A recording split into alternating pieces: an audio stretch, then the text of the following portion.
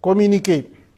Le gouvernement de la République du Niger porte à la connaissance de l'opinion nationale et internationale que les 12, 13 et 14 mars 2024, ses représentants, sous l'autorité de son Excellence M. Ali Mohamed Lamine Zen, Premier ministre, ont eu une série de rencontres de travail avec une délégation américaine composée de la sous-secrétaire d'État adjointe aux affaires africaines, chef de mission, Mme Molifi, du Dr Céleste Wallander, sous-secrétaire à la Défense pour les affaires de sécurité internationale, du général Michael Langley, commandant en chef de l'Africom, et de Mme Kathleen Fisborn, ambassadeur des États-Unis d'Amérique au Niger. Sous la forme, l'arrivée de la délégation américaine n'a pas respecté les usages diplomatiques. En effet, c'est de façon unilatérale, par note verbale, que le gouvernement américain a informé le gouvernement nigérien de la date d'arrivée et de la composition de sa délégation, ainsi que les autorités nigériennes à rencontrer, sans précision aucune quant à l'objet de sa visite. C'est donc par courtoisie et suivant nos traditions millénaires d'accueil et d'hospitalité que le gouvernement a reçu la délégation américaine. Sur le fond, les échanges entre les deux délégations ont porté essentiellement sur la transition militaire en cours au Niger, la coopération entre les deux pays, en particulier la coopération militaire et la lutte contre le terrorisme, les orientations et perspectives politiques du Niger dans leur aspect relatif au choix des partenaires sur le plan diplomatique, militaire et stratégique, étant entendu que dans l'approche américaine, toutes ces trois questions sont profondément liées. Sur la transition en cours et le retour dans le meilleur délai à un ordre constitutionnel et démocratique, le gouvernement du Niger a réaffirmé sa ferme volonté d'organiser, dans les meilleurs délais, le retour à une vie constitutionnelle normale. Il s'agit d'un engagement solennel, en toute responsabilité, du président du Conseil national pour la sauvegarde de la patrie, chef de l'État,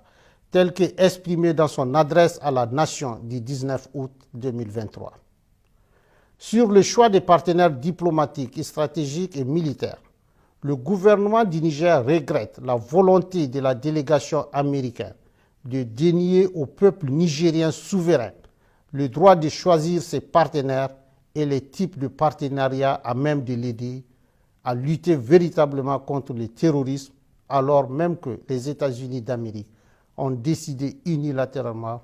de suspendre toute coopération entre nos deux pays. Aussi, le gouvernement du Niger dénonce-t-il avec force l'attitude condescendante assortie de la menace de représailles de la part de la chef de la délégation américaine vis-à-vis du gouvernement et du peuple nigérien. Cette attitude est de nature à saper la qualité de nos relations séculaires et miner la confiance entre nos deux gouvernements déjà entamés par les événements du 19 octobre 2023. S'agissant des cas précis de la Fédération de Russie et de la République islamique de l'Iran, deux pays avec lesquels le Niger entretient des relations diplomatiques depuis plusieurs décennies et qui focalisent particulièrement l'intérêt des États-Unis d'Amérique. Le gouvernement tient à porter à la connaissance du peuple nigérien et de tous les peuples de la communauté internationale qu'il n'a jamais signé d'accord secret avec ses pays partenaires. Tous les accords signés par le Niger depuis l'avènement du Conseil national pour la sauvegarde de la patrie respectent le droit international et les règles de transparence. C'est pourquoi le gouvernement du Niger rejette les allégations mensongères de la chef de la délégation américaine consistant à soutenir qu'il aurait signé un accord secret sur l'uranium avec la République islamique d'Iran. Cette approche cynique, habituellement utilisée pour discréditer, diaboliser et justifier leurs menaces contre les États, n'est pas sans rappeler l'exemple de la Seconde Guerre d'Irak. En effet, les Nigériens et l'ensemble de la communauté internationale se souviennent encore des fausses preuves brandies par le secrétaire d'État américain devant le Conseil de sécurité pour justifier l'agression américaine contre l'Irak et que dans cette affaire, le gouvernement du président Tanja avait été accusé de façon mensongère d'avoir fourni de l'uranium aux autorités de Bagdad, alors même qu'il est de notoriété publique que l'exploitation de l'uranium nigérien est totalement contrôlée par la France. Quant à la Fédération de Russie, il s'agit d'un partenaire avec lequel le Niger traite d'État à État,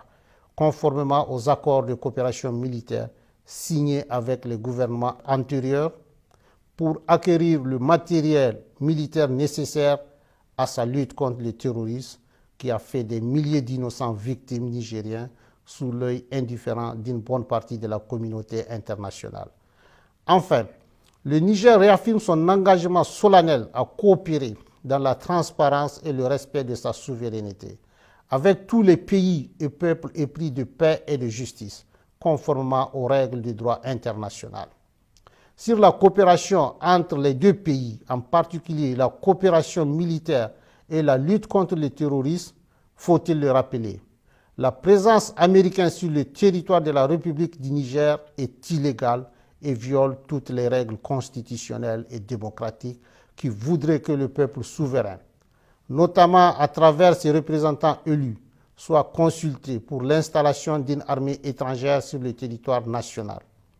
Ainsi, c'est par simple note verbale numéro 174 du 6 juillet 2012 que la partie américaine a unilatéralement imposé au Niger un accord relatif au statut du personnel militaire des États-Unis et des employés civils du département américain de la Défense sur le territoire de la République du Niger. Cet accord est non seulement profondément injuste dans son fond, mais également ne répond pas aux aspirations et aux intérêts du peuple nigérien pour les raisons objectives suivantes. D'abord, il contraint le Niger à payer des factures liées aux taxes des avions militaires américains dont ces derniers doivent normalement s'acquitter et qui coûtent des milliards de francs CFA aux contribuables nigériens. Ensuite, les autorités nigériennes compétentes n'ont aucune information sur les activités militaires menées à partir des bases américaines au Niger et ignorent jusqu'aux effectifs civils et militaires ainsi que le matériel américain déployé sur le sol nigérien. Enfin, l'armée américaine n'a aucune obligation, selon l'accord, d'accéder aux demandes nigériennes d'appui contre les groupes terroristes qui assassinent nos vaillantes forces de défense et de sécurité et massacrent nos laborieuses populations.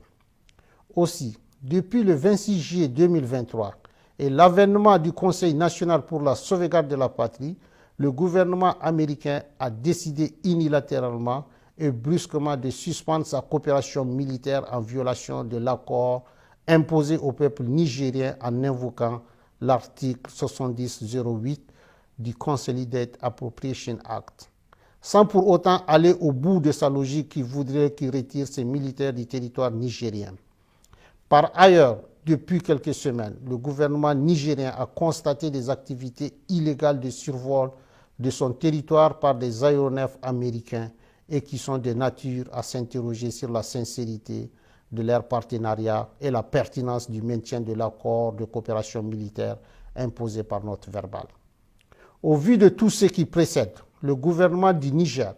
prenant en compte les aspirations et les intérêts de son peuple, décide en toute responsabilité de dénoncer avec effet immédiat l'accord relatif au statut du personnel militaire des États-Unis et des employés civils du département américain de la Défense sur le territoire de la République du Niger.